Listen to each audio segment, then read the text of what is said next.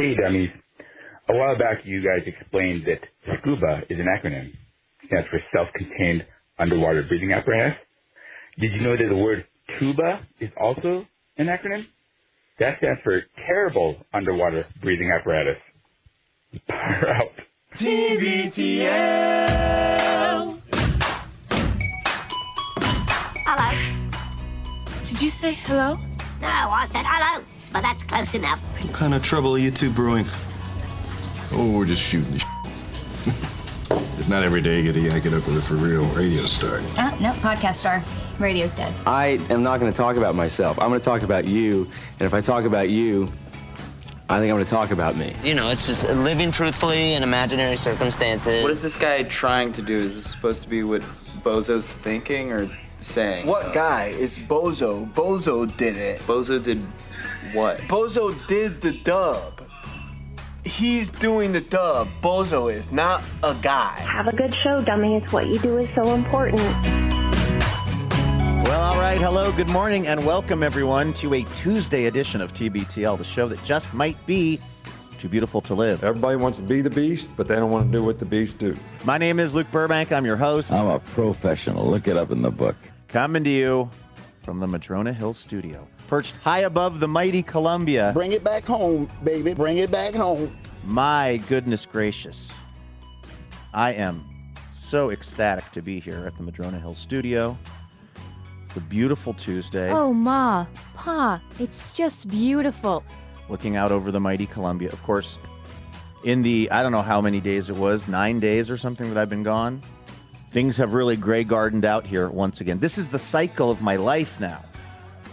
When I'm home, which has been far too rare, I'm spending many a late afternoon, early evening, listening to the baseball games and toiling away on the yard and things, and then I get it all really nice and dialed in, and then I go on a work trip, and then I come back, and it's just falling apart around here. That's all right, though. It'll give me something to focus on later today. For right now, what I am focused on is episode 4,000.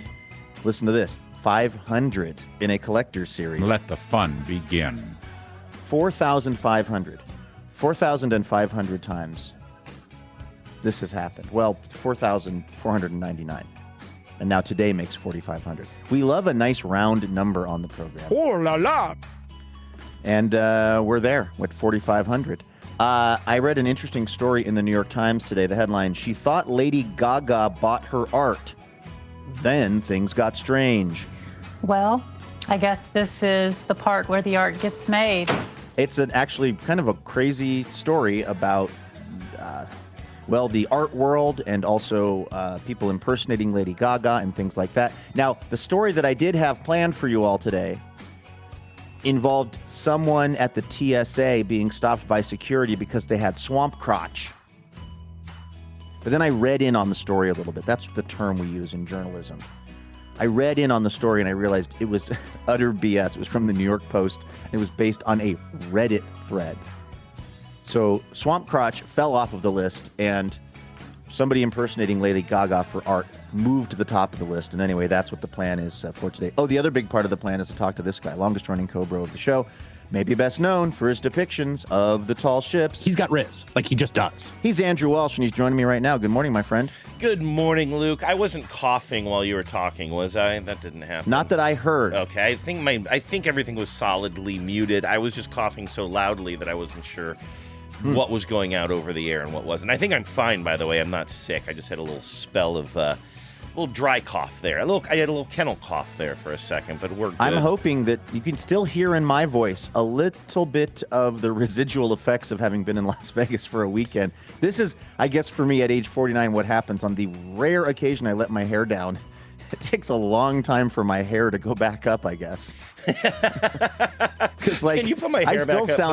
I still sound a little froggy, and this is all off of just like one afternoon on Sunday of enjoying myself a little bit at the pool in Vegas. Well, that I got to say I didn't notice. I called you out good. on that yesterday, but I did not notice. You were kind of like probably clearing your throat today, like Andrew can't call me out again today.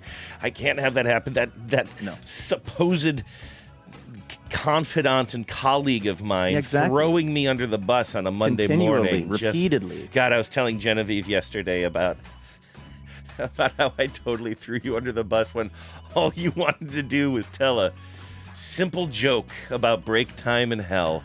And No, Andrew, cut honestly, you off at the knees. No. I actually appreciate that because, I talk about this a fair amount on our show, but I am a Howard Stern show listener. And so I have the kind of parasocial relationship with all of them that maybe some of our listeners have with us and that you sort of have had at times with like the Dan Lebitard show or Comedy Bang Bang or something like that. And one of the things that Howard Stern does constantly is he tells the same stories and he sort of makes the same observations and we've all heard them a million times, and it makes me cringe a little bit when it sounds to me like he does not actually remember that he has told the story. Now, what that's created here on TBTL for me is a different annoying habit, which is me constantly footnoting. I know I've said this before. That's like my incantation. Be careful.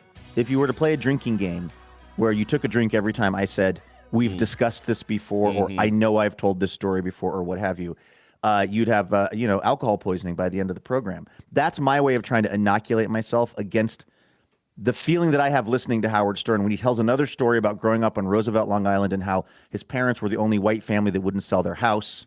And so therefore he was, in his opinion, a fish out of water there, being one of the few white kids in that part of New York State. But he just tells these stories over and over and over again, and it's like it's a hard eye roll for me. So in the spirit of that sort of thing, I'm glad that you stopped me from retelling my one and only joke about basically a guy who goes to hell and then finds out that he's consigned himself to a room where he's going to stand on his head in human feces for the rest of his life. Right. And you know what? Over the course of many shows, we've basically we deconstructed and reconstructed that joke anyway. If you listen to the past 4 episodes of TBTL, you will have heard that joke in its entirety, just sort of out of order and sort of. I just gave you the best part of it. Speaking of relationships with podcast hosts, I don't know if I mentioned this to you yesterday or not. I don't think I did. I do believe. All right, let me. This is going to take a little bit of explaining, but I do believe I received an email from Tim Kirkshin yesterday. Now it wasn't signed, but it's my supposition that it's from Tim Kirkshin himself. The baseball writer Tim Kirkshin. Exactly. So Tim Kirkshin is a long time, very well-respected baseball writer and kind of, I guess, a TV personality. And he used to be one of the official scorers of baseball, which I think is an interesting job. And he's, like I said, kind of madly respected and just a delight to listen to on the radio. I just know him from he would come on all kinds of various shows and just do little hits, whether it's about the Mariners and how they're doing this year, or he had a regular thing on the Dan Lebitard show. And so really kind of fell for his whole thing. And then he launched his whole a shtick, podcast. by the way, is Bon Hami, which I love. Yes, exactly. You know what I mean? It's just he's such a kind of a humble, sweet guy who just knows everything about baseball, but refuses to try to flex unless called upon to, and then he can always provide the data, the information, the name. But he just seems like a really good dude. Very good dude. Very, very solid. That's his entire brand. It does make me wonder, has anybody started a sandwich shop called Bon Hami Bon Mi? Because I feel like I thought about that. You were thinking that as you said when I said that word, because it's a French word, right? Yeah. And the way that I said it, it sounded like Bon Mi. And that was because maybe I was slightly mispronouncing it, but literally, as I said it to you, I was thinking of the Vietnamese sandwich banh mi. But it does raise a question I wanted to ask you yesterday. Did they have banh mi at the UFC event? If you were like in the media UFC area? banh mi? Yeah, yes. I believe they did. I believe they did. For the rest of your life, they brought those out after the pizza and the Bud Light. Then it was the Bon Hami course. We still don't have clarity on whether or not it was wood-fired pizza. We'll get to that later. But anyway, so Tim Kirkshin, or as you call it, bad pizza. Yes, I don't. I'll tell you what. That was the biggest plot twist of yesterday's show. I thought you and I were on the same page of that. I thought we had discussed that before because remember that. All right, listen, Andrew, haven't you noticed? I have very little memory of what we have. Well, and that's discussed. A good point. But I thought we bonded over the fact that wood-fired pizza is vastly overrated when, and this is going to hurt some folks' feelings, and I don't want to hurt anybody's feelings, but I'm going to kind of whisper it. Yeah. Just to be safe here. Do you remember when we were on some sort of work retreat in the Twin Cities and everybody was really, really sweet and they were happy we were there. And so like they got a whole bunch of the people who were in like the various podcasting teams to all go to lunch together. And like, I don't want to turn my nose up at that. It was very sweet. And I was like, oh, these folks don't even know us, but they really wanted us to feel welcome. But they were very excited to take us to a wood-fired pizza place that everybody was raving about. And like we went, I was like, boy, I would probably just take a slice of Papa John's over this. I don't think it was a terrible wood-fired pizza place. I just don't think it's my kind of pizza. And I thought you and I had a little secret bon ami over. I thought you and I had a little like, yeah, wood-fired pizza is not what it's cracked up to be, but maybe I'm just misremembering it and leaning into my like working class roots here. I don't know. Well, we all know you're a working class hero. Yes, it's something to be. But here's what I'm hoping that what I said at the time, because this is what I think of as being the most accurate answer to that question about what we would call sort of like artisanal, sort of fancy pizza versus your Papa's John, your Papa's Murphy, your Pizza's Hut, all of that stuff, right? What I would say Papa's is, well, those are big. Actually, there's what's that? Your Papa's Spiro. Yes, always. Although that's very different, actually. That's the more thing. I was going to say there's actually like this is where the conversation gets even more complicated because there's really like different layers of sort of what is regarded as high quality pizza and then what is regarded as very low quality pizza, but then what is regarded as low quality pizza, but I really like that pizza. Yeah, right. Yeah. And these are all different categories. So one category is the wood fired pizza, and I actually really enjoy that style of pizza a lot of the time. You know, that's kind of be super, super thin crust with a little bit of char on the bottom of it. If I am going to a location to eat pizza, it's very likely that's the kind of pizza that I'm going to be having. Oh, wow. Like Ken's Artisanal in Portland or something. Okay. But there are other times where I am totally not in the mood. I would never order that pizza to watch the football game and eat. Yes, right? Yes. I would go to like the Pietro's. When I used to live in Portland, I would go to the Pietro's in Milwaukee that we were talking about the other day, which I believe has been sold. Didn't somebody send us an update on that? Oh, I don't know if I saw that. Maybe they sent it directly to me. Nothing gold can stay, I believe was my response. But but I would say this about that Pietro's pizza. And there's a place called Poker Pete's down in the town near me. Actually, there's a place called, there's Poker Pete's Pizza, and then there's a place called Pete's Pizza. They are different, Andrew, but they both make great pizza that's not wood-fired. Yeah, and you know what I mean? So there's that. And then there's like, where does Pizza Hut and Domino's fit into this whole thing? Because there's even a time where Pizza Hut sounds really good to me. Yeah. But these are all really kind of mood-based and event-based for me. Yeah, exactly. I mean, I'll never forget Pizza Mountain, and I believe Pizza Mountain was constructed of Domino's, and I had never... Oh, God, that was such a regrettable night for me. Oh, it started as a regrettable day. Because I remember, wasn't it a daytime? Didn't we come over to watch the Husky? Wasn't it Apple Cup? And a bunch of us came over to your house in Mount Baker, and you just had this pile of pizzas, and that's when it occurred to me. Sometimes it doesn't matter. Sometimes you got to stop and smell the pizza. Then also sometimes it kind of doesn't matter the quality if you have a massive quantity. Because I just fell in love with the idea of having that much pizza. I don't think I'd seen that much before outside of a public radio conference, and just knowing that there were only like 5 of us in the room was a very exciting. So much pizza. And also, you're talking to me, not to get back into my shit, but like I probably had 2 slices. It's not like I dove off of your end table into Pizza Mountain face first, like some sort of a pizza-fied Scrooge McDuck. But like the fact that I could, it was the fact that I could that was. It was the abundance principle that you've heard so much about lately. I believe an entire chapter of Ezra Klein's book is about how much pizza makes a person feel like they have enough pizza when watching a game. I actually am unfamiliar with the abundance principle. Is that something? It's a big thing right now. Chatted about a lot in the kind of. It's kind of I mean, it's Ezra Klein, who is a writer and podcast host, has got this new book out about abundance. And I mean, listen, if I get into trying to summarize it, I'll do a terrible job.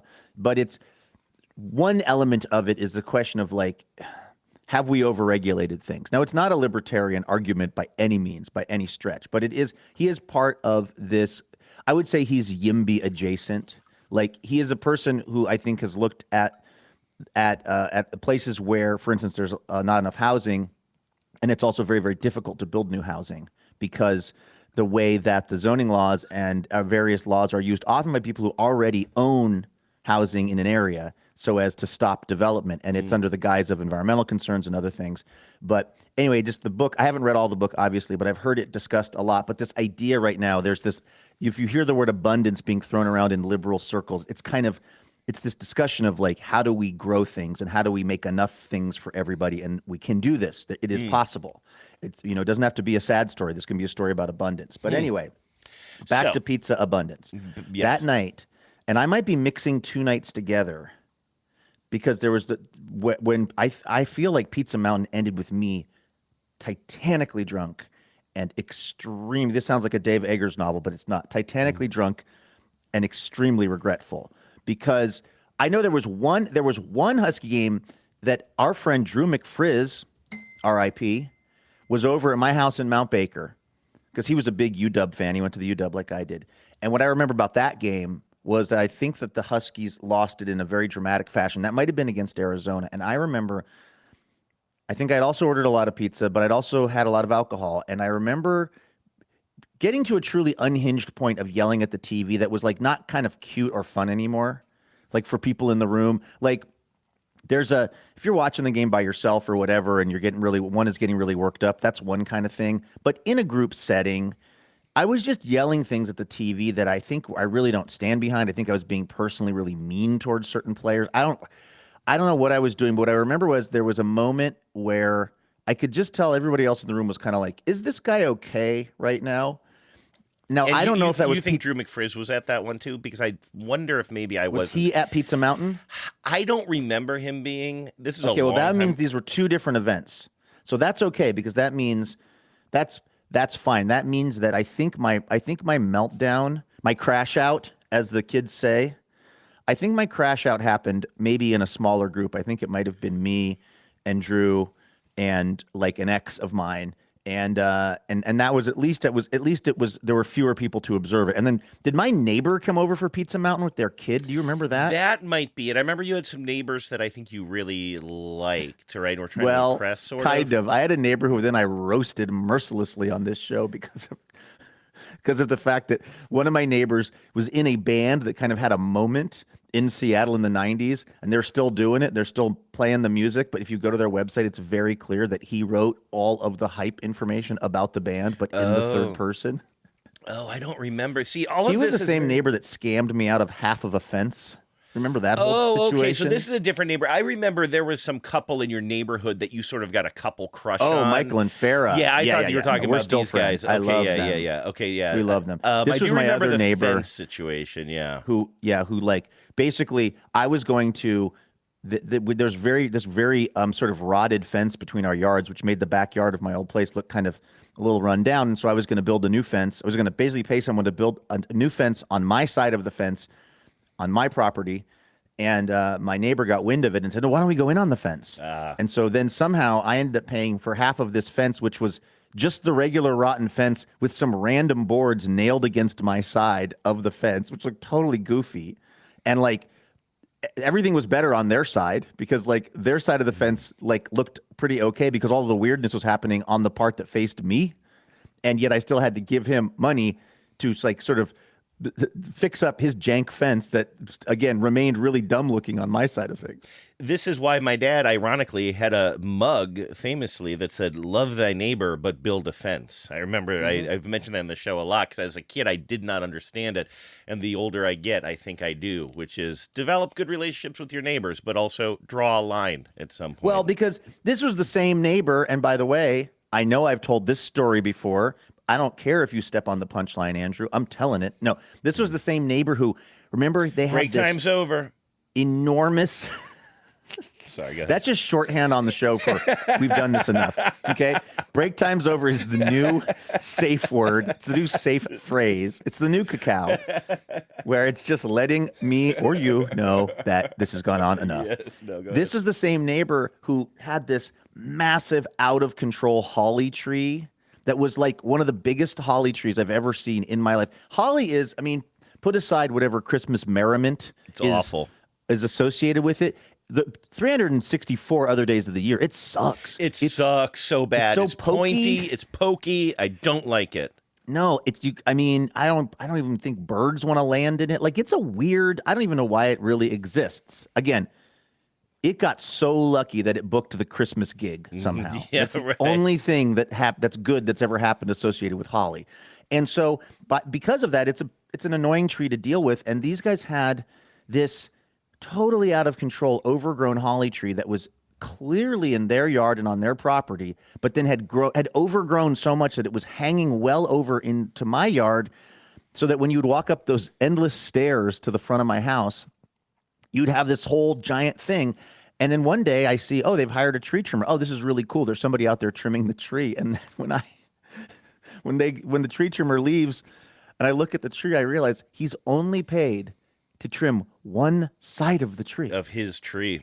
It's to this day one of the more bizarre botanical or arboreal decisions I've ever seen in my life. Because can you imagine the idea of paying to have a tree trimmed so that, you know this, you spend a bunch of time now trimming your hedges so they look nice. There's a whole topiary situation to it. It's all about shape and the look of it. Can you imagine just giving a tree a total haircut on one side and then the other side is just, one side looked like, I don't know, what's something that's nicely and well-groomed and taken care of. One side looked like Barack Obama. The other side looked like Nick Nolte's mugshot. It was so weird. And I was like, you've made this. It was better when it was all Nolte. Right, yes. Like, that made sense. Okay, the tree is overgrown.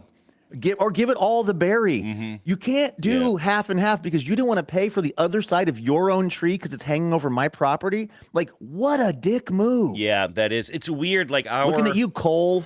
I was going to say. So, and by the way, you started to say you sort of blasted these folks on the podcast, and they listened to the podcast, huh? They checked it out or something and heard. No, I don't know that they did. It's just living in your head that you sort of turned on them publicly. I thought it was going to turn in as much as this is public. Right, exactly. Which brings us back to Tim Kirkshin and whether or not he likes wood-fired pizza. And so I wrote break time's over. Yeah, so I'm gonna set this up. So Tim Kirkshin, this baseball guy I was talking about before, delightful guy, also a man, probably it's worth noting, probably in his late 60s or something, does a podcast now as kind of as I think a big chunk of his career. He's probably starting to look to like maybe wind things down a little bit. I don't know exactly what his plans are, but he's at that stage where he's a little bit more reflective, and so he's doing this 3-day-a-week podcast with his son Jeff called. I always get a little bit messed up. I think It's a Great Game. Is that what it's called? This is a great game. What a great game. Is that what it is? It's Is This a Great Game or What podcast? Thank you. I'm the one who listens to it, but I suddenly got in my head there. Is this a great game or what? It's not. I'll give myself a little bit of leeway there. It's tough to remember. Well, they should shorten it to Itagagawa. Itagagawa. Yeah, well, they do. Sorry, I was just trying to make it relatable. Itaggaw. So is this a great game or what? And basically, it's a short form but very chatty podcast, 3 days a week. I kind of like the tidiness of it. Like, it's not overwhelming like the Levitard show or whatever, but it is just, again, sort of, we stressed before, sort of the gregariousness, the love between Tim and his son Jeff. I don't even think I've said that yet. That's his co-host. So it's like, you know, a father-son duo, one of them an absolute savant who's in the Hall of Fame, the other his son who's a professional broadcaster and likes baseball but is obviously not quite as well informed as his dad. And it's just a very loving podcast that is very much like, they call their listeners the family, like, hey, thanks for joining our family or whatever. It just has that kind of vibe, and it's goofy too. It's like very like it's not serious, like breaking down what the Orioles are doing with their pitching rotation or something. It's more like Tim is a goofball, so he'll be like, you know, I was watching this one matchup and I realized that the catcher's last name was Pepper, and so I've put together a team of players where every player evokes cooking in some way. So you have I love it. Jack okay, hold on. Pepper behind the play. Let me try to do this. So Tim Salmon, 100%. You got to have Tim Salmon on there. Is that a real player? Are you really doing this? Okay. Yeah, See, one time Anaheim Angel, Tim Salmon. So what position? So he'll field a team by putting one of these players. Okay, so you got center field. covered. So would it be food-based names?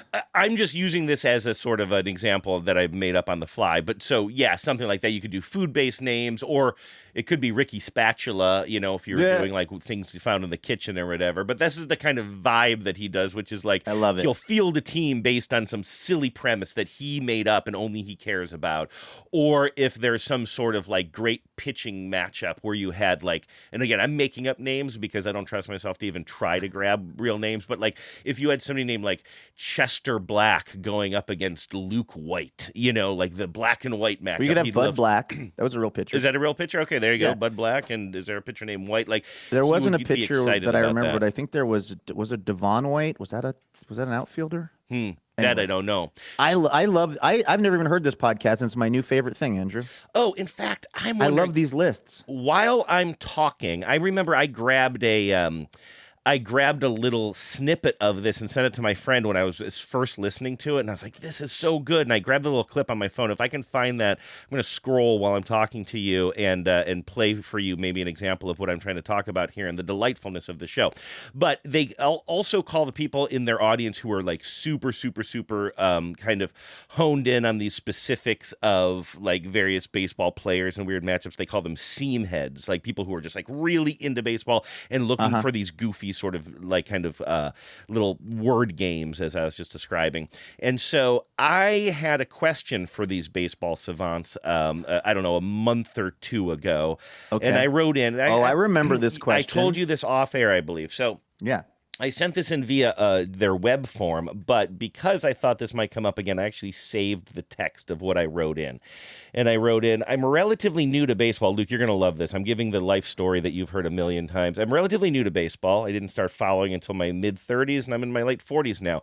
So I'll never truly be a seam head. But man, do I love your show. Thanks for doing it. Now, this question might be too basic or easy, but can you tell me the oldest baseball team that still has its original name and is still in its original city? I started looking, and most of the old teams have moved or at least changed their names at some point. So is the answer some super new team like my Mariners in 1977 or maybe a team that formed in the 1960s? Question mark. Thanks. And I waited for a response. I then listened to the show even closer for a couple of weeks because I was like, are they going to read my email on the show? And then I sort of realized I made a tactical mistake. I think they want these things sent in as voice memos, which I appreciate because I often ask people, hit the voicemail line before you send an email on like all the podcasts. We like the sound of people's voices. And so as I was listening to the show after I sent this in, I'm like, oh, they're never going to put this on the show because they don't read the emails, they play them. And I was like, will I ever get a response? And so again, to reiterate my question to these baseball boys, it's a stickier wicket than you'd think. You'd be like, oh, well, it's probably the Cubs because the Cubs are like the oldest team in baseball. Yeah, but the Cubs weren't originally the Cubs. I think I probably have this wrong, but I think it was something like the Cubs were originally the White Sox. Then they became the Cubs, and then some other team came back in, and the Cubs were originally the White Stockings or something like that. Then they became the Cubs, and then the White Sox came back as a new team. So it's like all these machinations of these old teams. So to find one that was actually started in the city where it still is and has never changed its name, I was wondering what team would that be? And I received an answer out of the blue 2 days ago. It doesn't start with a greeting and nobody signs it. It just comes from Great Game or What? And this is why I think it was Tim who wrote this back, because Tim, again, is of this generation where it's a constant sort of ongoing joke on the show how out of touch he is with sort of technology. He doesn't know the difference between a meme and an emoji, which, like, honestly, I'm basically there myself as well. So there's something about the way this answer is written that makes me think it was Tim, or something is messed up with their email system, because the response I got was underscore, and then a very short sentence, and then another underscore. Like, the whole sentence isn't underlined. It just begins with like a dash and then ends with a dash. And before I give you the answer of the oldest team in baseball that's never changed name or city, would you like to take a guess at it, Luke? Well, when we were off air, I was trying to play this game with you, and I did like 5 guesses, and they were all wrong because they had all changed their name at some point or moved cities. So I feel like I don't feel You're like out. I have a good a good guess on this. So I'm just, give me the answer. It's the Marlins. No, it is the Philadelphia Phillies, 1883. Well, but how can that be? Because weren't they the Philadelphia Athletics? I said that. I was telling somebody else the I thought story that the last Philadelphia night, and they said the Athletics same eventually thing. went to Oakland. Well, that might have been a different team. Maybe they had two teams in Philly. Yeah, so maybe. So again, I'm asking for the oldest team, so that might not be the same team. If they went off and became the Athletics, well, then that team is the Athletics. But then a new team must have come along and become what is the modern day Phillies, and that team has never changed name or location. Got you. Okay, so that would make sense. Yeah. Right. I wonder when the A's left Philly. I wonder when that was.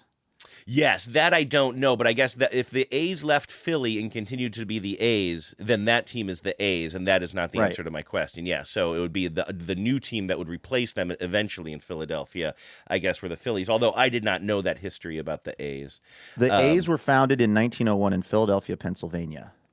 In 1901, why am I getting 1883 from the guy that This is what I'm saying. I think that maybe Kirkjian got hacked. Maybe this is a some kind of a scam like this Lady Gaga painting or something. I find that story very interesting, and I do think that we should get to that. Yeah. All right, I need to look more into one of this. the AL's 8 charter franchises. The team was founded in Philadelphia in 1901 as the Philadelphia Athletics. They won 3 World Series championships in 1910, 1911, 1913, and back-to-back titles in 1920 and 30. So as of 1930, in 1955, the team left Philadelphia for Kansas City, Missouri in 1955 and became the Kansas City Athletics before moving to Oakland, California. Okay, but that's the Athletics. So there's still a team right now that's called the Philadelphia Phillies. So so I'm trying to figure out. What I'm wondering about is when did the Philadelphia Phillies, when were they founded? Yeah, because, did I say 1883? I'm typing this in wrong as I'm trying to figure this out. So the National League approved a new franchise for Philadelphia to begin play in 1883. So, this team that... no, but you're talking about the team that left in 1901, so how could that be? But listen to this. Andrew, this is actually, to your point, this is the Philadelphia Phillies Wikipedia page. Mm-hmm. The National League approved a new franchise for Philly to begin playing in 1883 at its annual meeting in Providence. The Phillies are the oldest continuous one-name, one-city franchise in American professional sports and one of the most storied teams in Major League Baseball history. Okay, so there you go. So that's what I'm assuming Tim was sending me. I don't think this was a Jeff email. I just really want to believe this came from the fingertip. It has that feeling of somebody who's maybe a generation or two ahead of us, Andrew. Yes. And are not, let's just say, a digital native. Yes, that's kind of that there's just something about the response, and also the 2 exclamation points. I mean, Tim Kirkjian only talks in exclamation points. I think 2 exclamation points really tells you everything. But that's how he talks. 1883. Like, it's just like we'll that's a decent Kirkjian. We'll save the imitation, I guess, or we should have saved the imitation. But anyway, I was excited to get an email back from my favorite radio host. The problem is, second to you, of course. The problem is I kind of have fallen off in my listening of the show, and so if they did bring this up on the show, I got to go back and do some, sort of like catching up on the podcast to see if I got a mention as now.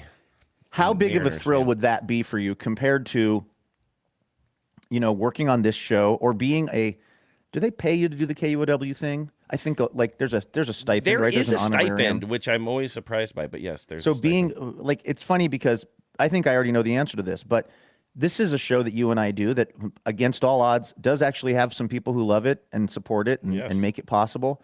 So that's, a certain cachet to that. Then also you're on KUOW. You're on, I would guess, probably their highest rated local show, which is the Week in Review. It's always very popular. You're paid to go on there and give your opinions.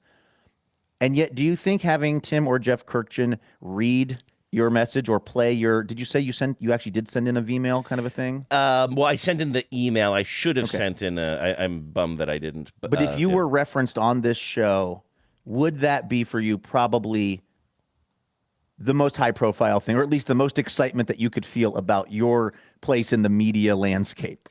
Would I get more of a rush from that than doing a daily episode of TBTL? Weirdly, yes. And I know that's 100%. strange, but I just do this every day, right? And so it's there. I mean, there was a time when I was first. I told you I was going through the archives and I found it gets a little bit confusing as to what is my very first appearance on the show. But like my first appearance as a real guest on the show, it was either first or second, and I think I was on there to talk about my experience as a telemarketer. And it was like me, you, and Sean, was it and Country Jen. Living or something? What were you selling? It was all kinds of stuff. I worked for EBSCO Telemarketing, and there was a whole bunch of clients. But I do know that Yankee Magazine was a big one, as was Motocross Magazine, I believe. But anyway, so I was so thrilled in that time. I was shaking in my boots. The first thing I said, you'll be shocked to hear, was I'm pretty nervous to be here. And so I'm sure that I was like kind of riding high in adrenaline after that for probably weeks or whatever. But since then, it's been pretty underwhelming for you. Honestly, ever since Jen left. Here. Like not well, I know. not to Listen, put too fine a point on it. I totally understand what you like. I knew the answer was that would be the most exciting thing to happen to you in a long time, even though you are a professional broadcaster. And it's because if I were to call into the Howard Stern show and get through, it would be much more exciting to me than the fact that I do television stories that 10 million people a week see. Yeah. Where it's, I'm like, in that universe, I'm somehow, I guess you could say, how do I describe it without sounding? How do I describe it while maintaining some bon me, Andrew? Right. Like, it's weird that like me getting to be on television where it's my face and I'm probably interviewing someone pretty famous or whatever. That would be less of a thrill than Howard Stern going, Luke's in. Let's go to Luke in Washington State. He's always very perplexed by anything west of the Mississippi. It's like he's barely heard of any of these places. There's somebody that called in from Oregon recently, and he was like, it was as if he was just learning that there's a state called Oregon. But like the idea that like I would call into that show and then talk to them, that would be a much bigger charge for me than being a correspondent of a TV piece that 10 million people see. I want to play for you a little clip of the show, only because I found it. I'm not on this clip. It has nothing to do with me. It was just an example of why I like Is This a Great Game or What that I'm going to play for you in a second. But I want to follow up on this Howard Stern story, because I feel like I've probably asked you this before, but if you were to get on the show, but then you were treated in the somewhat brusque manner that I think a lot of listeners are, would you be able to hang with that, just knowing that this is the show that you've loved for decades and that's how they treat people? Or would you be pretty pissed or crushed by that? Would you hope to be the person who could hang? And if you were like sort of dismissed summarily by Howard Stern, would that really weigh on you? Well, this is exactly what happened to me many years ago when I called into the Adam Carolla show, when he had a morning show on in L.A. And so I, of course, was a huge fan of the show Loveline with Dr. Drew and Adam Carolla. Like when I guess I probably worked in radio, because I've never really, post-college, I've never really not worked in radio in some capacity, which is a very strange thought, actually. I started my first job at KVI on a Monday. I finished college on a Friday and started my first producer job on the Monday after that. And so I would have had to have been working in radio, but I used to just like schedule my whole sort of free time around Loveline. Like if I had stuff to do at my house, like, my first wife and I owned this kind of fixer-upper house and stuff, and I would just like always leave everything from 10 to midnight because I just loved Loveline so much. I thought Adam Carolla was so funny. And so then when he eventually had his own radio show in L.A., a morning show, and I was living in L.A., and I was driving to work one morning, driving to my NPR job, and I called in, and I was so excited to get through, and I had just idolized this guy, and he had said something, basically, before they were going into a break, and they had said something I thought I had a witty rejoinder to or whatever, so finally it's like, we're talking to Luke in Culver City, and you hear that classic thing, Andrew, if you've ever called into the radio. A little bit of burst with of the patching static. you through. Yes. I remember telling listeners, you're about to hear a burst of static, and that means you're on the air.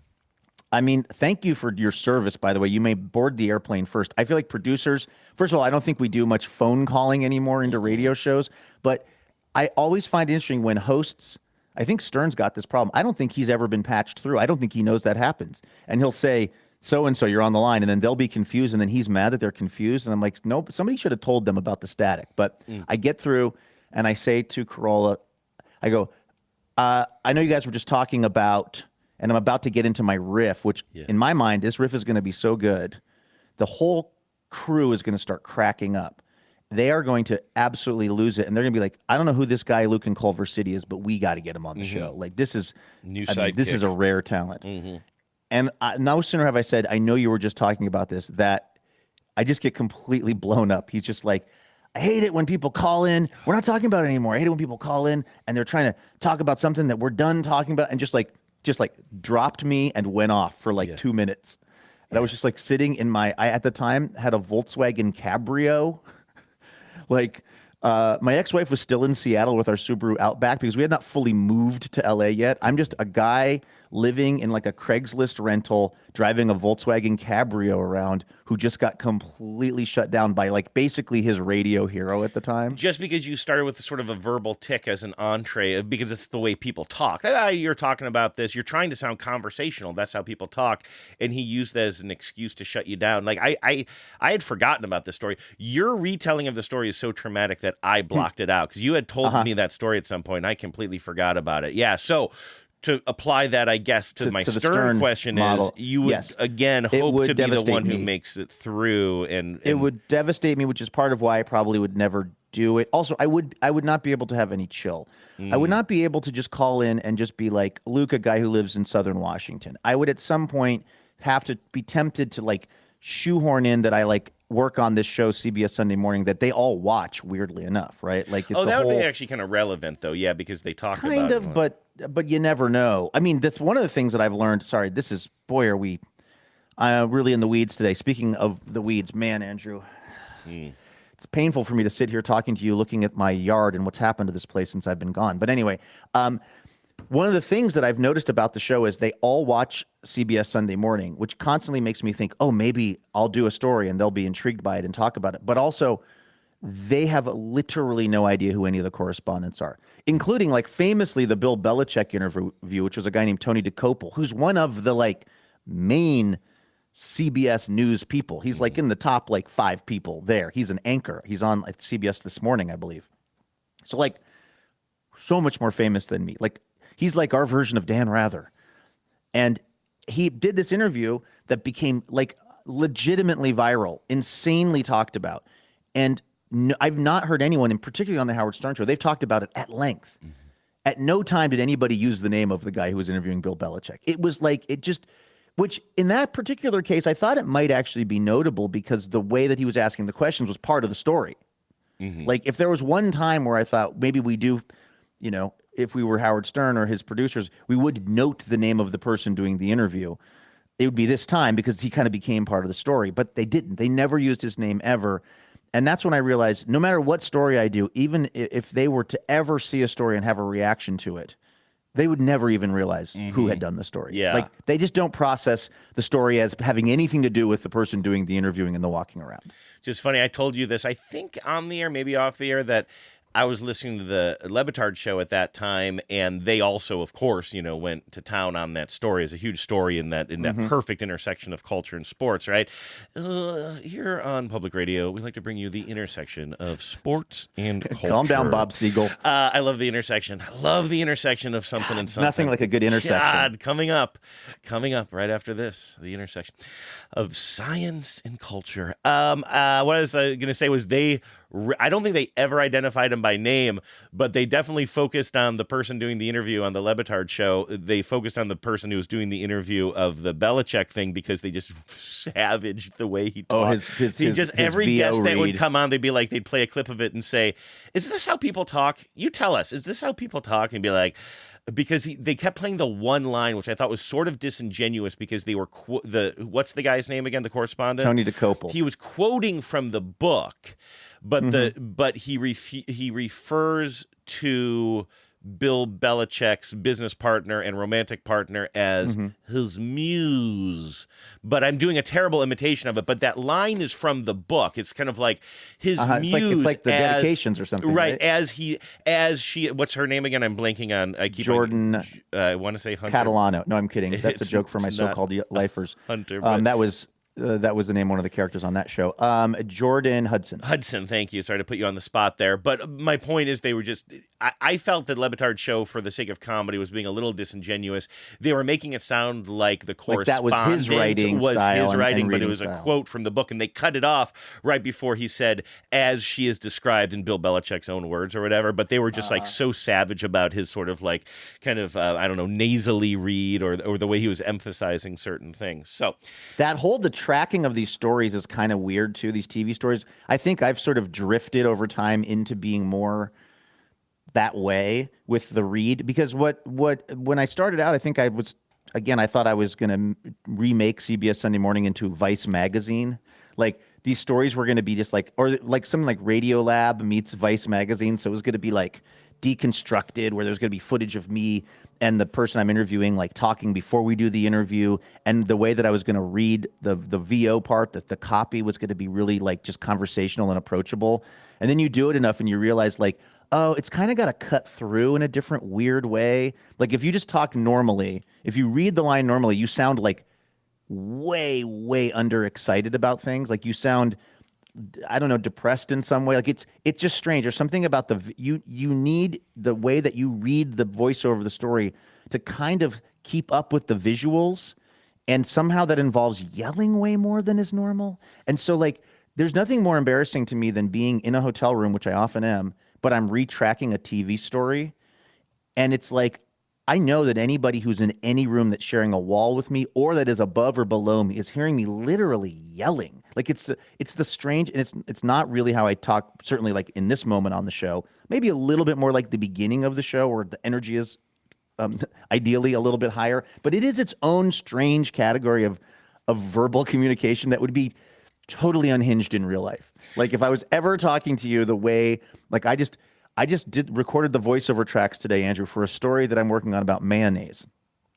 And if I was talking to you on this show the way I was just yelling about mayonnaise into GarageBand before we started, you would be like, is Luke okay? Yeah, and it's like one line at a time too, right? And she would say that mayoed her day. Well, see, and she would say it mayoed her day or whatever. I push back on that kind of stuff a lot, and it puts me at odds with all the producers. I refuse. Oh, what? Oh, the pun. I was just trying to do the various I refuse wordplay at all times. I also refused on this Dana White shoot to utter the word man cave, which put me slightly at cross purposes with our producer, but we worked it out. No, that's good. We were in this like incredible sprawling office that this Dana White, the guy who's president of the UFC, has, which is, I mean, it is done up in the style of a person who has a lot of money to spend and wants all kinds of things in there that bring them joy, whether it's certain kind of artwork or just like all kinds of stuff. But it has a very, as you might imagine, super masculine vibe. And the producer kept going over, okay, do you want to, well, why don't you ask, is this the ultimate man cave? And I said, I'm going to stop you right there. No. I said, I absolutely will not be saying man cave. Absolutely will not be saying I man literally cave. said, I will absolutely not be using the word man cave in this story. And it was like, okay, well, I had to ask. I was like, totally. He goes, this is the producer who I really like, by the way. Very, very competent, professional, great producer. He was like, well, I had to ask, and, you know, you've thought about it, so that's all I wanted to, you know, that's good by me. But then later he came back to me, he said, like, so what is the deal with, why don't you want to use the word man cave? And I was like, well, because I just don't think it's a very original way to describe, you know, a place where a guy has all his stuff kind of set up. I just think it's a little played out at this point or whatever. And we agreed, and then we came up with some different verbiage. But man, I'll tell you, there's nothing a CBS Sunday Morning producer likes more than a turn of phrase that's, like you said, he mayoed all of his money in the condiment business or whatever. There's nothing that I like less than that. No, shut that down. Here's a little bit. Okay, this is a new level of me pulling the curtain far too back. I still have the GarageBand file up of me recording the voiceover tracks for Mayonnaise, okay? Okay. So let's just hear the difference between me talking to you on TBTL and what my voice sounds like when I'm tracking one of these things, okay? Mm-hmm. Okay, so here we go. Who's written about this useful but often maligned product? Nealon shook up the food world back in 2010. I mean, how nuts does that sound? When he challenged the very origin story of where mayo came from. The story went that after their victory, the French military chef couldn't find his usual ingredients to make a celebratory sauce. Think whipped cream. So he improvised and got mayonnaise. I mean... You're yelling. Cheap I'm seats. yelling. You're yelling to the cheap seats. But what I will say is that when you see that story on TV, and I know you'll be up early on Sunday to watch it, Andrew. You know, I have 3 stories this week about condiments. No, what I do is I get up super early to try to watch the East Coast feed. Yeah. Well, that's the pure. I mean, that's Yeah. honestly, that's like Feels that's like the pure stuff. seconds. But when that sounds so insane, kind of like out of context. When it's on the TV story, you won't even notice it. It'll just be like that's what it sounds like when people are doing this stuff on TV. But it is. Well, Levitard will notice. Hey, you know what? Honestly, if I get on their radar and they want to neg me, they want to make me a meme, I'm down. Well, they want to make me a drop. You know what I wanted to... Even if they're negging me, I don't care. When you we're a little bit... To go back to what you were saying before, Luke.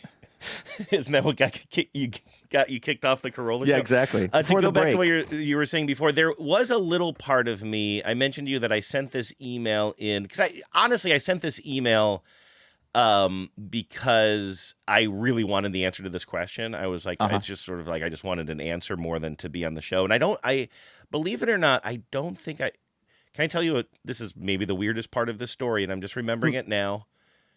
And I'm only saying it because I think it might be interesting. I believe I sent that email from the shower. I believe I had come in from working a long day in the yard, and you know how great those showers feel when you come in. You got dirt all over you. You've been out in the sun or whatever, and now you've got either a Gatorade or a beer balanced on the sink near the shower. There's very specific shower beer or shower Gatorade, and you're in the shower and like you feel very accomplished from your day of work. And I probably just binged 3 episodes of Is This a Great Game or What while I'm working in the yard and I'm thinking about these baseball things or whatever. So I come in, I take a long shower, and my phone is probably, you know what? I'm probably still listening to the show on the speaker in the shower. These phones are pretty durable. I put it up on a little shelf, and I think I pulled the phone down, and I think I sent my question email from the shower while hot steaming water was pouring down my head and removing the day's dirt from me. I'm like, what is the oldest baseball team that still has its original name and its original city? I don't think I sent that thinking this will be on the show, but I think once I hit send, the idea implanted itself. Like, but it could be on the show. What if they did read this on the show or whatever? I clearly wanted to be a certain amount of charming or whatever. And then as days go on, and I'm like, they're not going to read this on the show because they play voicemails on the show. They don't read, or like kind of voice memos. And then I started thinking, as I'm listening to other people's voice memos, other seam heads, although I don't claim to be a seam head, I'm like, I would have done this so much better. Like, I don't have the baseball content to provide. Usually people are calling in not so much with questions, but little quirky things that they've noticed about the game that they want to contribute to the show. So in many ways, my content was not right for this particular podcast. I got the answer that I wanted the other day. I'm happy with that. But once I started hearing once I was in this mode of sort of critically thinking about would I have made the show, I'm like, people have this tendency to be like, I'm going to be on a podcast, so I need to write out my thoughts.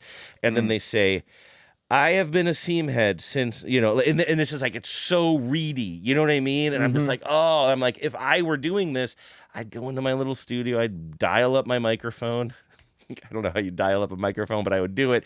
And I would do several takes, and I would do anything to make it not sound reedy. And somewhere in the back of their head, they would be like, well, we got to play this one. I mean, this guy sounds like a broadcast professional. Like, these are small, like, flights of fancy that I don't even think I realize until I'm having this conversation with you right now, that there are little ideas that were creeping up in the back of my brain. There's a little bit of, I guess, maybe pride or egotism, egoism. That's what is it egoism or egoism, right? Well, you can be egotistical. Yeah. You can have, I think, egoism would be the kind of way that your ego gets caught up in this a little bit. I mean, that would be the energy I'd bring, yeah. If you would have practiced and figured out, dialed it in, it would have sounded just like this. Molly Boz is a chef and cookbook author in L.A. who's no stranger to the strong reaction that mayo gets. Now that she's mayoed it big. Oh, wait. Hold on. Really natural. Something very conversational, very conversive. Only because I really want to hear this again, and I'm sorry, I kind of found this tape a long time ago. This was when I was first listening to this show about a month or two ago. Is This a Great Game or What? I remember, I don't know if this is the day that I wrote in or not, but I do remember this was the day that I really gave this podcast a chance. And again, I was outside doing yard work, and I'm listening to it. I'm like, oh my God, these guys are just great. Like, I just love the vibe of the show. So I remember I kind of put the lawnmower down or something, and I went into the garage where the glare wasn't so bad and I could see my phone. And then I recorded a little clip of this via my phone and sent it to my buddy Paulie, and I said, have you been listening to this podcast? It's really good. And so I haven't listened to this since, but this was the clip that I pulled standing there sweaty and dirty in my garage, taking a quick break from the yard work. I sent this to Paulie. Let's see if it's any good. Saturday, I got such a big kick out of this, and I know it's unhealthy for me to get such a big kick out of this, but I came up with the all unfortunate name for a pitcher. I came up with a 10-man staff because Bailey Falter pitched for the Pirates on Friday night and pitched exceptionally well to win Don Kelly's major league debut as a manager. Bailey Falter. On Saturday, the winning pitcher was Scott Blewett, Bluett. And Aaron Bummer also pitched on Friday night. I remember that name. For the Braves. And one of the guys broadcasting the game was Bob Walk. So all four of those guys are on the unfortunate name for a pitcher pitching staff that I came up with, and four of them were in the ballpark at the same time. Now, those were four. So then he goes on and he fleshes out the 10-man roster by coming up with some of the worst names of baseball players throughout history. And when you just think about how many baseball players, I mean, that's something that they talk about on the show a lot, is like, it's just any little stat that you hear, like the stats that we're tossing around about our catcher Cal Raleigh right now. It's like they're important because the game has been being played for so long and so many games are played a season. You know, each team plays, 162 games a season. You multiply that by how many teams are in the league, Luke? Off the 30, I think it's 30. So, 30 times 162, that's the number. Well, I guess it would be 15 times 162 would be the number of games just played in one season. Now, this is a game that goes back 100 plus years, And so, anyway, that is why, and they obsess. So he will just go through from pitchers of all time, put together this this pitching rotation with bad names for pitchers. I love the show, and I guess this was an extended promo for it, and for CBS Sunday Morning. I'm very intrigued by that. I will be giving that a listen today, maybe while I'm here doing my thing, trying to get stuff back. Here's my big problem, Andrew, and if I've sounded distracted today, it's for the dumbest reason, which is not this weekend, not this coming weekend, which is the 4th of July weekend, but the following. I am having a get-together here at my house of all of my siblings. This has been on the calendar for a long time now. And I've had it in the back of my mind that I was going to spend the week leading up to it, that get-together, just dialing in as much stuff as I can around my home, of just getting, lots of little projects that are still kind of unfinished, finished, and just, it's very important to me that everything seem really nice and put together. And CBS, speaking of my TV job, had just asked me to do a profile of Bridget Everett, who's the star of Somebody Somewhere. Oh, yeah. And I just love that show so much, and I'm such a fan of hers that I was, and you called this a long time ago, I was supposed to be like low-keying the travel for a while, just for my own, my own emotional health, and also so that I could kind of get my stuff together here. And I just got the message from the producer that we are all booked for these conversations next week, a conversation in New York City and then a conversation in Manhattan, Kansas. And what that means as I look around here is there's no way I can get all of the stuff done that I have to get done at my house before my siblings get here. And it just means that, I'm going to have to emotionally prepare myself for the fact that it's not going to be perfection here. And that's okay. I just have to make peace with that. And for some reason, where it's fixating today on this Tuesday is the yard. I'm just looking at it, I'm just like, oh my God, there's too much work to do between now and 2 weekends from now, considering I'll be basically gone most of next week in different places.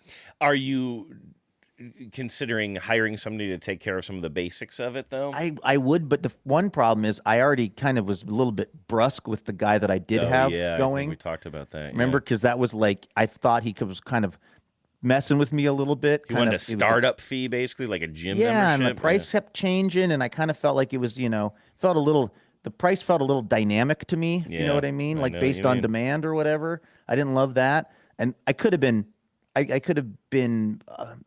taken it less personally. I could have just said, no thanks. I don't think it's going to work for me. But I think I said, hey, man, I kind of noticed you changed the price here, and I'm not sure what that's about. But, I didn't say have a nice life, but it was a little bit. Anyway, point is, I think that ship has sailed.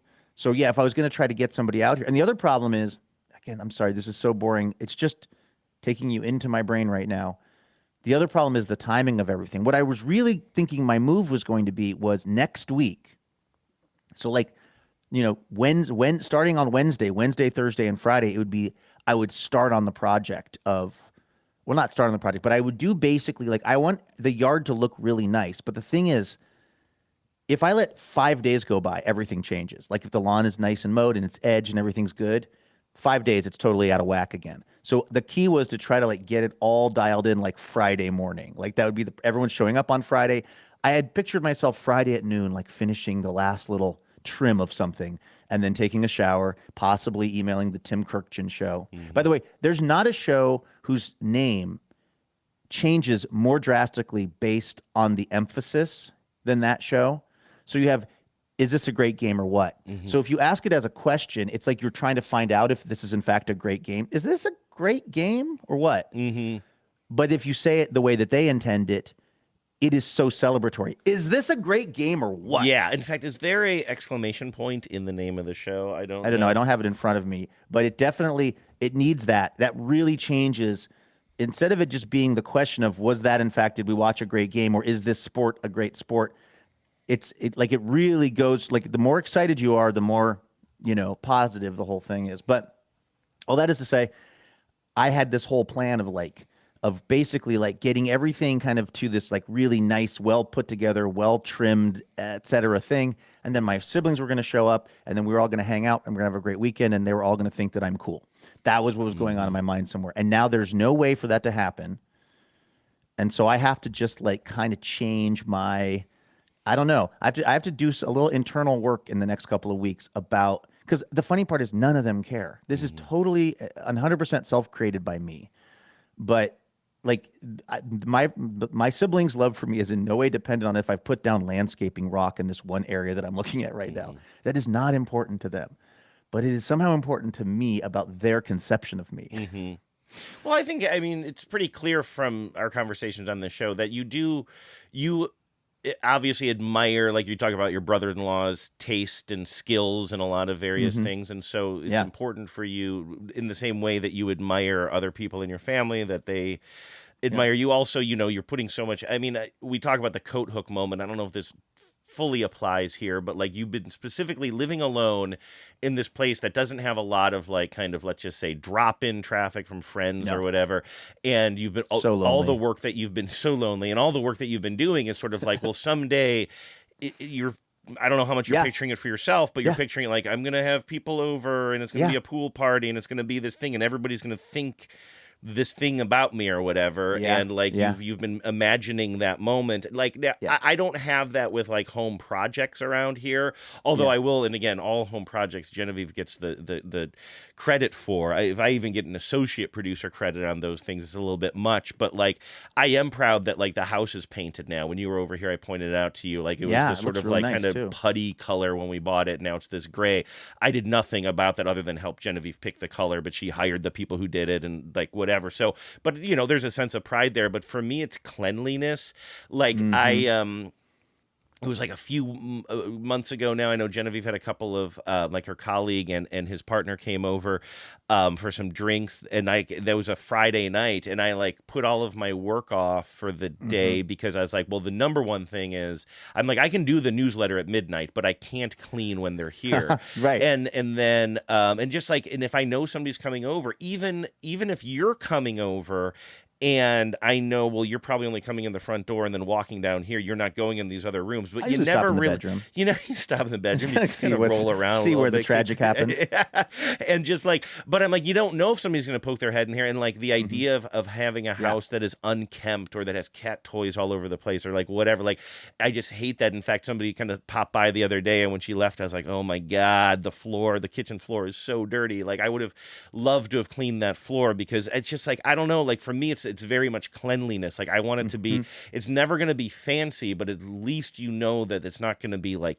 cat hair all over the place and the smell of a home that someone was cooking onions in while emptying a litter box or whatever. You know what I mean? Like I just went and you still won't tell me how the house smells. You always tell me it smells fine, but I don't believe you. It always smells great. I don't know. That's the funny part. But of course, this is where the paranoia, or whatever you want to call it, it sort of serves a purpose. Like, yeah, right. You're very worried about your house ever smelling weird. Therefore, you go to great lengths to make sure it doesn't smell weird. And guess what? It never smells weird. But but if you took your eye off of that prize for even 5 minutes, it would reek. It would reek. And the thing is, like, I don't ever trust anybody on that. And I appreciate you saying that. But I swear, if I leave for like a week or two, like we will be for the upcoming TBTLathon, and I come home, I'll smell the house with sort of fresh nostrils, sort of, and I'll be like, oh, that was it. Febreze that came up with the slogan or like the concept of nose blindness, which is like such a good probably Unilever descriptor. Yes, whoever owns Febreze, that nice home style brand Unilever. Anyway, I get very paranoid about that stuff. So I'm not trying to dismiss your concerns. I understand that. No. I know what's going to happen is, and again, I'm saying this with love, but I would do the same thing. You're going to be spending a lot of time saying, well, this is usually like this, or this is going to be like this. And you're going to try to stop yourself from doing that. I know you. Right. Actually, you've said something though that I think has helped me, which is, or it's helped me understand this a little bit better, and you're absolutely right. I have not had, still to this day, and God, it's been now years I've been in this place, I still haven't really had a proper get-together here. I mean, we've had a few, a few weekends of some people being over, but those were the days where it was so far from being done. And even when you and John were here, like the place is very different than when you and John were here for the Thon.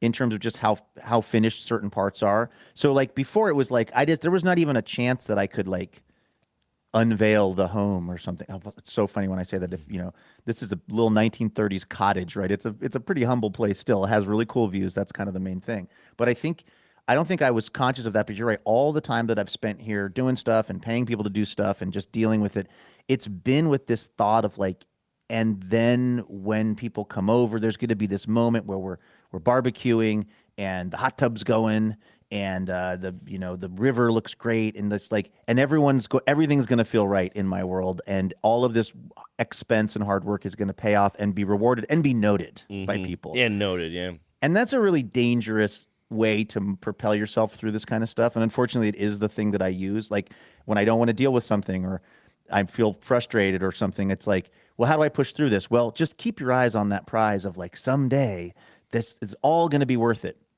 And so this is really one of the first things that I've done like this with my sibs, and or with anyone really. And it's like, I just want it to be like a really fun weekend where we're just having a great time and connecting as siblings, and that will happen. That's the thing. It will be fine. But I think that I have been building this up to be like the big reveal, and it's like, it's just not going to be ready for that. And that's okay.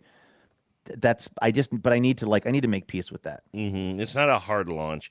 It's not the hard launch. It's and that's the thing launch. too. Is it's kind of like, you got to remember, this is your home. This is where you live. It's going to go through phases or whatever. But I think because you are working so hard on it, and you have literally you have designs on designs, and you want to make this it's half your home, but also it's kind of your showpiece, or you want it to be. I feel like. Well, yeah, and I don't know why I don't understand why that's a thing that my very fragile ego needs. I mean, I think it's rooted in, and we just had a conversation like this a while ago. There you go. Everybody take a shot. So we don't need to like relitigate the whole thing. You guys I hate it when people go back to old conversations. It's like we're moving forward.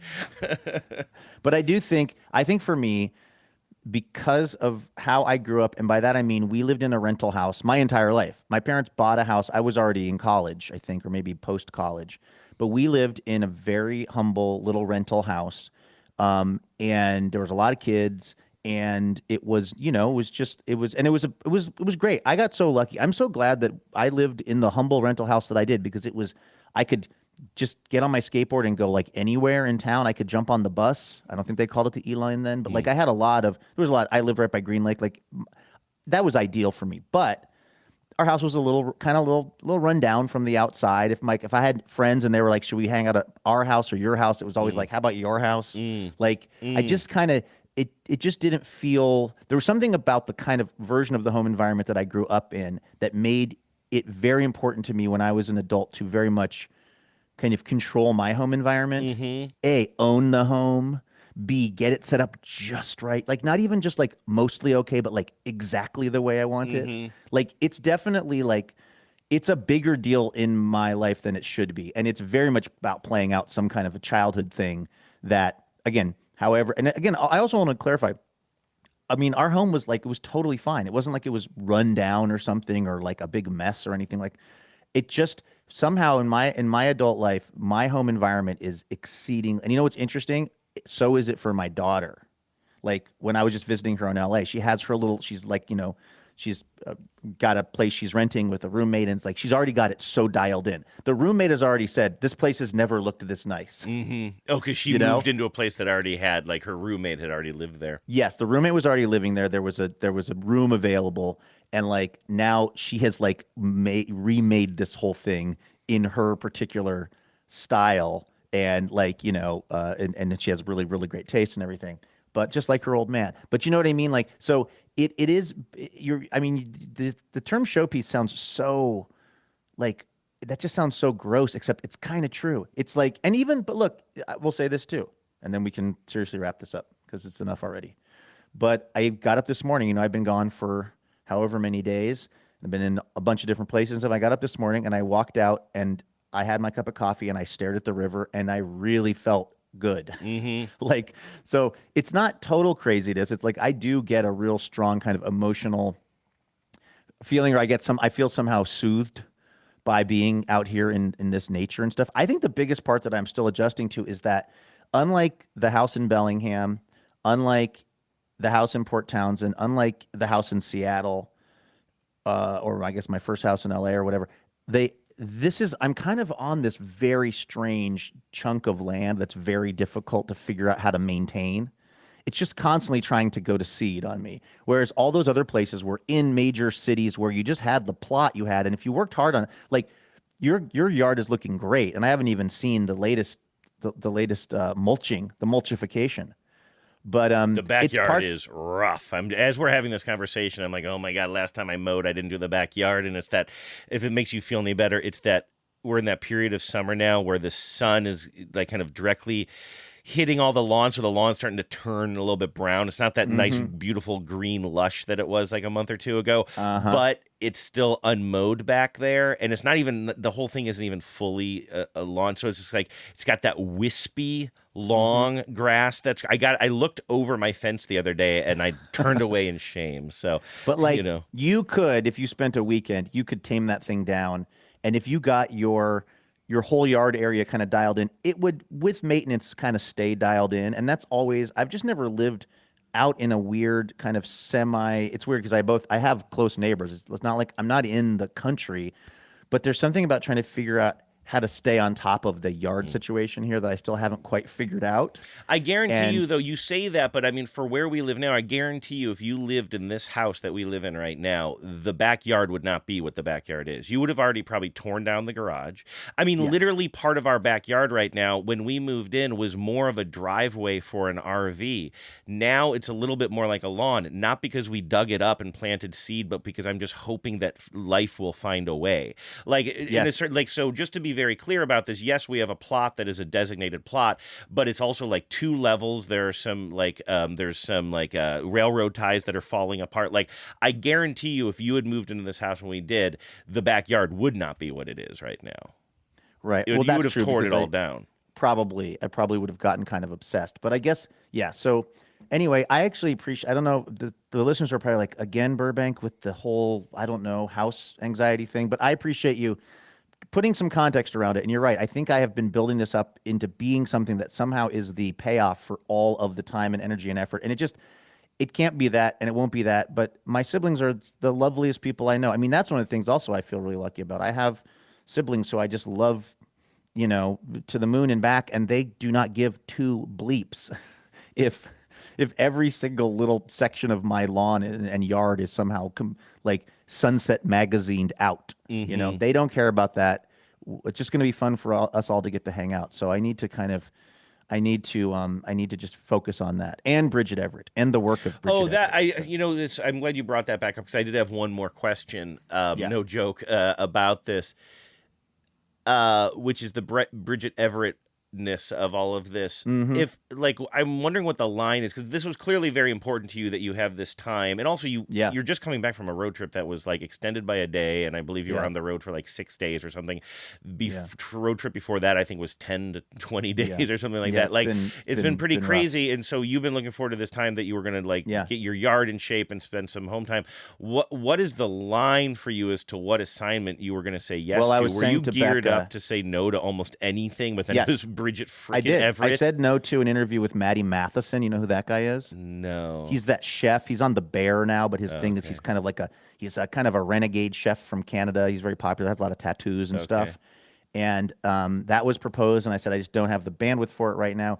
I was saying to Becca, I was like, because I had told her, I was like, no more travel after I get back from whatever I was just doing. Oh, Dana White. I was like, no more travel until she and I are going out of town.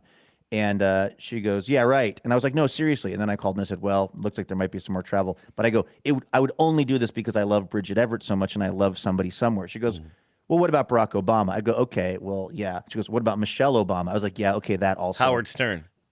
Probably, yes. And so it turns out, though, there's a lot of people that are above the line on this. That's what I'm interested in now. I want to know the line. What is the line? Well, Maddie Matheson below the line. Below the line. So who Bridget is Everett above the line? We got to find the person who's like on the bubble. Line. Like who's Tim Kirkjian straddling the line. And does Jeff push you over, or is it a deal breaker?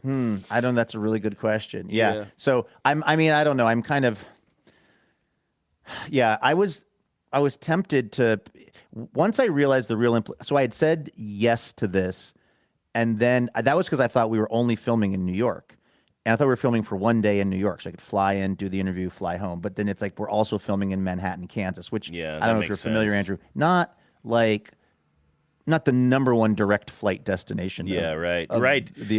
Didn't our friend Barry even talk about trying to fly out there because he went out there for the sort of celebration? He went out there show? for the. He's offering to be an unpaid producer on this show. I believe it. I was hoping that we could work him. He was like, somehow. "I'll see you in Manhattan." We're going to be walking down the street, and I'm going to look, and Barry is just going to be in a cafe. I love that. Just hanging out there. I love that for us. Yes. But so no, I mean, it's like, I don't know. I'm that's just what that's what's going on inside of me right now. But everything is going to be A-okay. One way or the other. So what we did not get to today, my friend, is this Lady Gaga story, but let's talk about it tomorrow because I do think it sounds like you actually read it. And it's interesting because it's not what I thought the story was at first, if you know what I mean. I'll be honest with you, Luke. I did not quite get to the bottom of it, but I was enthralled with what I've read so far, and I have the broad strokes of it, certainly.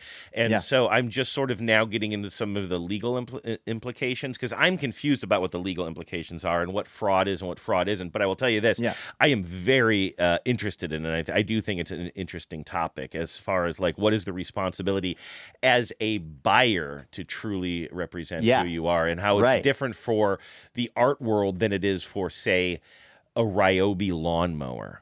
You know what I mean? Like, it doesn't matter who I am if I'm buying a lawnmower, but apparently you have to be honest. What is your lawnmower situation right now? That'll help you tackle that backyard if you get a fancy new lawnmower. It's not big enough for a riding lawnmower. It's very, very small. No. In fact, like, I have a push mower that I like, or whatever we call them. No, it's a battery power. It's a good little lawnmower. I do need a second battery for it though. Now at this point, I'm sort of sick of. Is it self-propelled? No, but honestly, I used to use those gas power. Is it a Ryobi? Had a lot of, no, I believe it's Greenworks. I want to say, although I know that we have like 3 different battery powered pieces of equipment, and I think. We have maybe 4 different pieces of equipment and 3 different brands or something like that. I'm pretty sure. Battery systems. Yes, and then like the 2 Greenworks that we have take different size batteries. But I definitely want to get in a situation. This is not interesting, but I want to get in a situation where I have 2 batteries for this lawnmower, because it is getting to the point where it's not quite enough for a full job, especially when the lawn was like really thick and green. And so it's sort of dying on me. So then I'd have to go charge that battery, and then I'd have to switch to my what do we call it? A weed whippering or whippersnipper. sniffing or snippering. Then Don't I'd sniff weed. it. But do not sniff it. This lawn is just so weird that so much of it can't even really be done with the mower. I just have to get good at learning how to use the weed eater in a very balanced way. Can I turn you on? Real people steal people, Andrew, and I think that's something you and I have said many times. It's terrifying. Can I just turn you on to something when it comes to the weed whacking? Yeah. That will friggin' change your life. They sell, I'm sure for whoever your weed whacker maker is, they probably sell the same thing. But what I have started buying, because you know how on like a typical weed whacker, you've got that reel and you've got the nylon, you've got the nylon weed whacking, thread? Yeah, sure. Line, yeah. And so first of all, if you have a governor on your weed whacker, if you have a little kind of thing that only lets you let out so much line, take that off so that you can really get a nice, good section of line going. And then also what I'm now buying are, instead of that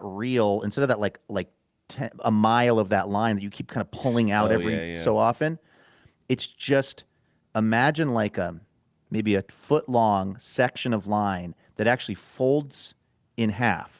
Mm-hmm. And you feed it through. There's two little holes within the bottom of the weed whacker device. I have a Ryobi, and you feed them through.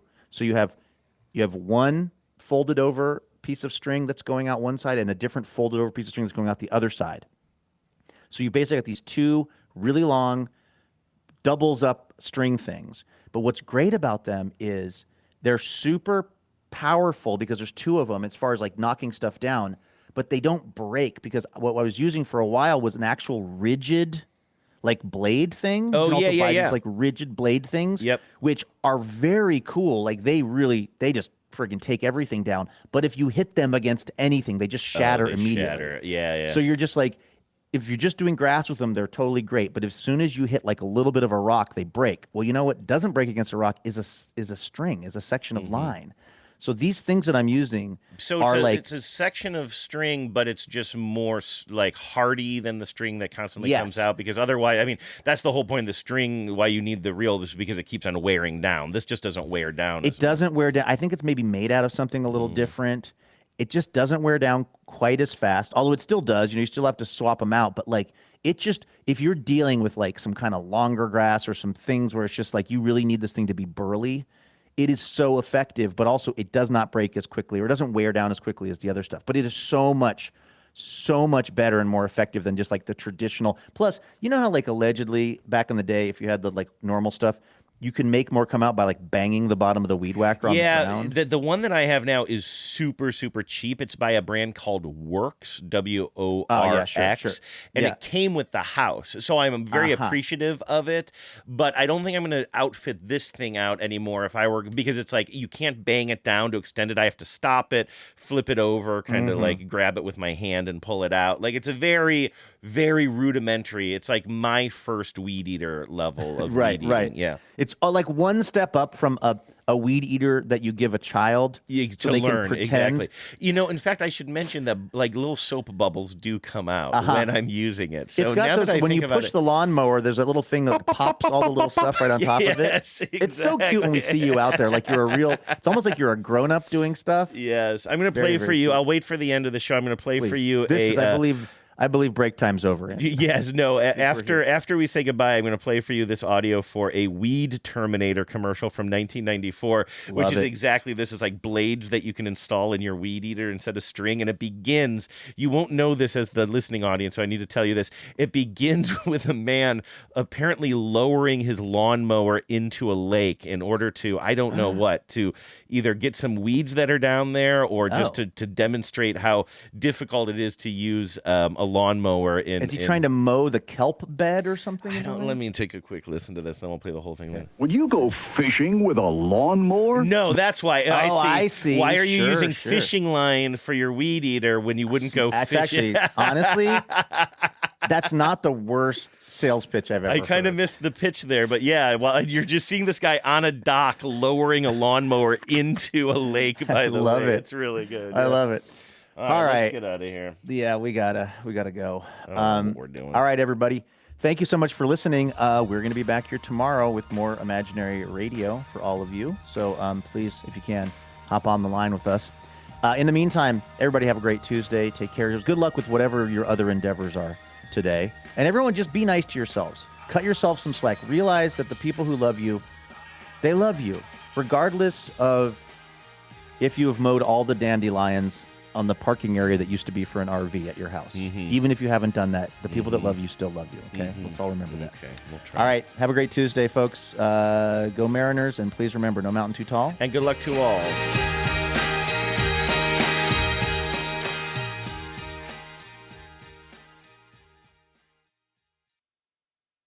Would you go fishing with a lawnmower? Then why trim your lawn with fishing line? Forget it! Here comes the Weed Terminator. 3 awesome cutting blades that swing out and are held in position by centrifugal force. Weeds are defenseless against them, and trimming has never been easier. The entire unit installs quickly and easily to whiz through even the thickest grass and weeds. Turn your gas-powered trimmer into a powerful Weed Terminator. Broken trimmer line? Terminated. Wasted time? Terminated. Expensive replacement spools? Terminated. The Weed Terminator fits all these popular gas trimmers, and it's yours now for only $19.95 with an extra set of blades free. Don't miss this opportunity. Call now. Call toll-free 1-800-421-2000. That's 1-800-421-2000. Or send $19.95 plus shipping and handling to Weed Terminator, P.O. Box 2666, Atlanta, Georgia. And now, back to host Randy Travis on TNT.